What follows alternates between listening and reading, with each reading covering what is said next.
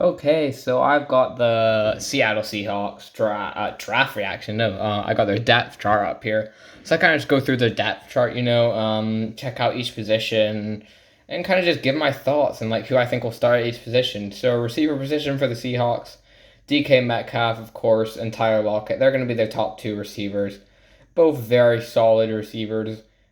They're probably not top five receivers in the league, definitely probably both top 20 receivers in the league, and they complement each other very well. I mean, they're both really good deep threats, but Tyler Lockett more intermediate and kind of more of the deep threat, and DK Metcalf just kind of that bigger receiver who's also got really good speed. So they're both just really good weapons, and I do like their receiver pairing. And then third receiver, I mean, so they got their outside receivers. I mean, Tyler Lockett's pretty versatile. I would probably have Dwayne Eskridge. I mean, they drafted him in the second round, so he's probably got to start. I mean, I think that would be a good player to start in your slot. He's primarily a slot receiver anyway, and he's got the size to play it. So that's probably what he would play, and I think that's probably what he will, to be honest, in the Seahawks next year. If they don't start him, maybe Freddie Swain goes in that third receiver role. He was pretty decent when he got a chance last year. I did like Freddie Swain at points. He was pretty decent. I mean, I think Dwayne Eskridge will be. He's another really good deep threat. I mean, they just got a lot of vertical threats, and when you got Russell Wilson, that's pretty good. Other receivers, I mean, Derwin Kisby, they're not going to be. I feel it's going to be. I mean, the two undrafted players they got, Tamoran Terry and Gabe Johnson. They've both got a lot of potential. Like Tamoran Terry was very good before last year. I mean, everybody at Florida State last year was just trash for some reason. So maybe it was just a system. I mean, their whole team was pretty bad. So Tamoran Terry, I think he has a lot of upside, to be honest. He's got a lot of potential. Like he has shown really good flashes of good play. So I do like Tamoran Terry. I think he could get some good snaps, maybe at a fifth receiver role, possibly. And if injuries happen, I think you got a good player. Same with Cade Johnson. Like he's a really good slot receiver. So I mean, they drafted Dwayne Eskridge to play the slot probably, and maybe a backup to Dwayne Eskridge, or maybe Cade Johnson just, I mean, takes over the spot. I doubt it because he's undrafted. But Cade Johnson's very good at the Senior Bowl, had the highest win rate. Really solid slot receiver. I was surprised both of these dudes didn't get drafted with the other receivers that went. I just thought they were pretty decent receivers. I liked them both quite a lot. So I did like that. And then left tackle Dwayne Brown. He's alright. I mean, he's serviceable. That's kind of it. He's nothing special. He's pretty decent as a left tackle, though, especially in a league that is hard to get a good left tackle. At least you've got somebody in Dwayne Brown. He is very old now, so probably doesn't have much left in the tank. But for now, I think it's a good player, to be honest. It's going to be hard to replace him. And I mean, Jamarco Jones, Stone Forsythe was actually a really good pick. He has a lot of really good play at Florida, just a massive dude. I think he could be an eventual replacement for Dwayne Brown, to be honest, in the future. Because I like Stone Forsythe. He's primarily just tackle. He's too big to play guard. But he's massive. He's like 6'8", 360 pounds or something. Just really big tackle. And I mean, Dwayne Brown also really big tackle. They kind of are good comps. And Stone Forsythe, I really like him. So maybe eventual replacement, but just going to be backups. Good depth anyway. Left guard, Damon Lewis, yeah, he showed some good play last year. He was a rookie. So, I mean, keeping him at left guard, I think is a good idea. He can just continue to get better, hopefully. Because, like, first season for interior offensive linemen and tackles, I mean, they're going to have to adjust some stuff unless you're like Tristan Wirfs or something. But so he will get better. So that's good. I mean, center, Ethan Posick, he's kind of trash. So that's not amazing. And they re-signed him, which was, yeah, whatever. I guess he's probably better than Kyle Fuller, that's funny, and Brad Lundblade. So Ethan Posick is alright. He can be decent, not good in the pass game or run game, though, and kind of a bit unreliable, but it's fine. Gabe Johnson was actually a good person to pick up. They traded for him. They didn't actually give up a lot, and they extended him. I think it's kind of showing, like, after all the stuff that came out with Russell Wilson, they bring in Gabe Jackson, because, I mean, Russell Wilson was angry about getting sacked a lot, and I think Gabe Jackson could definitely help that. because that other guard position, there was kind of nobody there. So it was good getting a player like Gabe Johnson. They probably would have had to address it somewhere else. So they get a solid guard in Gabe Johnson, who's getting better also. So I think that was a good pickup. And then right tackle Brandon Shell. Yeah, he's probably going to have to start there. He's not amazing. I mean, their O-line is just average. That's it. They don't really got any amazing players, just average players. Like Brandon Shell's is average. That's it. Pretty trash, though. And then Cedric Ogbahi, pretty good backup. So, yeah. And then tight end Will Dissly. Yeah, he'll be their primarily blocking tight end, but also does some stuff in the receiving game. But he's their number one tight end. And probably Gerald Everett would probably be their second tight end. I don't know why they got him at third. But Gerald Everett's definitely a second tight end. Could possibly be their first in the receiving game, definitely, because that's kind of all he is a receiving tight end. Not really going to do much in the run game. So receiving tight end, very good at that. I think he could have a good year. Like, they've got some good weapons, the Seahawks. I like Gerald Everett. I mean, Colby Parkinson, he's pretty decent, to be honest, as a third tight end. So that's all right. And then Russell Wilson, of course, the quarterback. Very good quarterback. I think he could be good next year also. It's all right. Russell Wilson, you got your quarterback there, and you didn't trade him away, which was good. And then Geno Smith to back him up is also a pretty good backup. He can be serviceable if like something happens to Russell Wilson or the end of the game if you're blowing somebody out. So that's fine. I mean, so Geno Smith is fine. And then running back Chris Carson, yeah, if he stays healthy, he can be a very solid running back. Like, very good for most games. Had some fumbling issues, but he can definitely fix that up. And he is a number one type running back, another good weapon. And then we'll kind of see with Rashad Penny. I mean, kind of a bad draft pick, and he's just been injured. He's shown some good play when he's played in that number one running back role. So maybe if they give him more chances, he can be decent. We'll just have to see. I think he's definitely their second running back, though. And then Travis Homer, he showed some good play. I mean, probably DJ Dallas be their third running back. He was actually pretty good at points last year when when the running backs were injured, like Chris Carson and Rashad Penny. He came in, was actually pretty decent. So, yeah. And Nick Bellore, fullback. Yeah, whatever. It's a fullback. And then onto the defense. Curry Hyder, they got from San Francisco, is actually a pretty good pickup. He's a pretty decent player. They got him for a pretty good price also. So I do like Curry Hyder in there.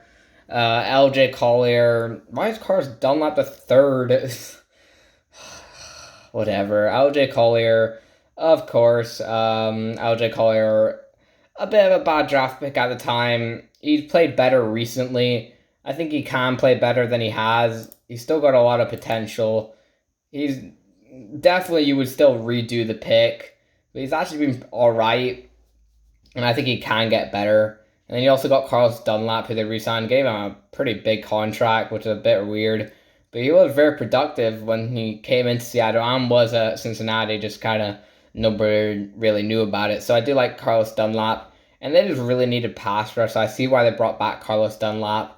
And I mean, their pass rush group's not horrible now, especially on defensive end, Curry Hyder and LJ Collier.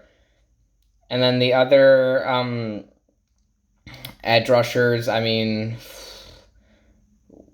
it's probably just going to be LJ Collier and, I mean, Darrell Taylor, who they drafted.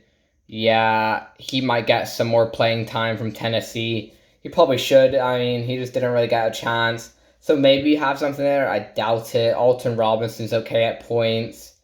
Nothing special. I mean, Benson Mayo, he's actually pretty decent. He could definitely be that number one edge rusher opposite of Carlos Dunlap probably, and I think that's a good rotational player also. Like, they got good rotational players, like good backup. And then Aldo Smith, who knows what's happening with him. He got in like some legal issues. I have no idea what's happening. Maybe he's back. But if he is, he was very good last year. Pretty underrated. So that was a good pickup if he can play. And then the interior of the defensive line, Punu Ford, yeah, he's a good player. Good nose tackle, really good player. I mean, not really good player, really good run stopper primarily. Even though, I mean, their whole run blocking. No, I mean, he's more of a pass rusher. I don't know why I said run, but I meant to say pass rusher. He's more of a pass rushing defensive tackle. Like, not really primarily a nose tackle. Not a good run stopper. That's why I was getting confused with myself. But he's pretty decent. He's probably their best player along the inside. They signed Al Woods, who just kind of wasn't really anything at Dallas or anything anywhere. Like he didn't do anything. He'll give you more bodies in the run game. I think he can stop the run at a pretty good rate. So I guess that does help you out when you did have a really bad um, run defense. So yeah, Rasheem Green. I mean, he's kind of more of a defensive end, but he can definitely probably play a bit of defensive tackle. I mean, LJ Collier and Kerry Hyder can also play D tackle. Like Kerry Hyder might be more of a defensive tackle and end. And then I mean Robert Nkemdiche, he was a pretty high draft pick back in the day. So maybe you can see if you have somebody there in Robert. So that's the interior linebacker. Bobby Wagner, of course, going to be their number one linebacker. He's still a very good linebacker in the league. He's getting older, but he's still very solid, very good commander, just good all-around player. So that, yeah, he's a very good linebacker. I mean, the second linebacker, maybe Jordan Brooks takes that spot. They did draft him in the first round last year, so maybe he has to. So Jordan Brooks, I'd be looking for him to get a step up because he just wasn't really good last year, but no linebackers were good last year, so we'll kind of just see if Jordan Brooks can maybe take a step up. And Cody Barton actually could play some playing time. I mean, he's okay, more of a special teamer, but he's pretty, I mean, he's alright, I guess. And then Ben Burke-Curvin, they don't really got anything besides Bobby Wagner. I mean, I'd probably expect Jordan Brooks to be that second linebacker because they're a bit thin, to be honest. Like, they don't really got a lot of depth. Like, good special teamers and rotational players, and Curvin, Burr, and Barton, like, they're all right. If they start, it's not going to be horrible, but that's kind of it. And then corner, I mean, their secondary's still not amazing. Like, they brought in Akella Witherspoon, who's an average corner at most. He's nothing amazing, but he can be pretty decent. It was a good player to pick up. He's going to be better than the players that you have already there. So that was pretty decent. I mean, Trey Flowers is kind of been pretty trash, to be honest, when he has started. So I will see if he can maybe play better next year. I doubt it. He's not really shown that he can. I do like Trey Brown, though. I think that was a really good draft pick at the time. Like, good with only having 3 draft picks. All their picks, I think, were pretty decent, but probably besides Dwayne Eskridge. Trey Brown, I really like the pick. He could probably play some significant playing time. But if he does start straight away, it could be a bit of a bad idea. Because, I mean, rookie corner just doesn't really work out, especially a late round, like 4th round corner. You're going to start him straight away. Ooh, that might be a bit of a bad idea. So, but I do like Trey Brown. I think of the future, definitely. I mean, the other corner, Pierre Desir, that's really bad veteran, pretty much.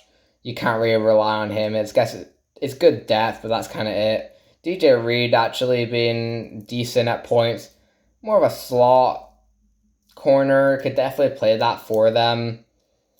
But we'll just have to see. They just got some players, I guess. Brian Mills. Crosswell, actually, they brought him for safety. He's pretty decent from, Arizona. He just has some off-field concerns. So maybe see him maybe he could make the roster. I think he definitely could. Probably practice squad with the players that got safety, but I do like that as a good special teamer, possibly. The other safety positions, Jamal Adams, of course, still really good safety. I don't know why they traded so much to get him. That was just kind of bad off of them because they're not in the best situation, to be honest, as a whole team right now. So that was amazing. Marquis players are going to be... Quandre Diggs probably going to be their other starting safety. He's actually pretty good. So they're a good safety duo, definitely. And Marquis Blair is a good backup, also can also play some corner. Same with Ryan Neal, played more corner than safety. So he's pretty good. Damaris Randall, he's also alright as a good backup. I mean, they've got good depth on the safety, not really the cornerback position, but they got some versatility. Like Damaris Randall can play some corner. And the same with Ugo Amadi, who started off as a corner. It says he's moved to safety. Good possibility. He does have good attributes to play that, but maybe they play more in corner because of their depth they've got there isn't very good. And special teams, Michael Dix and Jason Myers. Yeah, that's fine. Tyler Lockett probably be primarily the returner. Could maybe get other players involved like Dwayne Eskridge. We'll have to see. Or maybe some of the running backs. So that was the Seahawks roster. They've got some definite holes, but overall, I think they'll be a pretty decent team next year.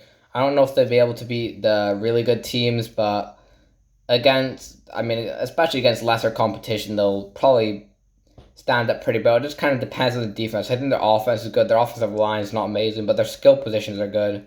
But the defense, the D line's pretty decent. This is the secondary pretty much. The secondary is not looking amazing, so we'll have to see if they can maybe get somebody else in there or they can play better than it looks on paper. That's it, and see ya.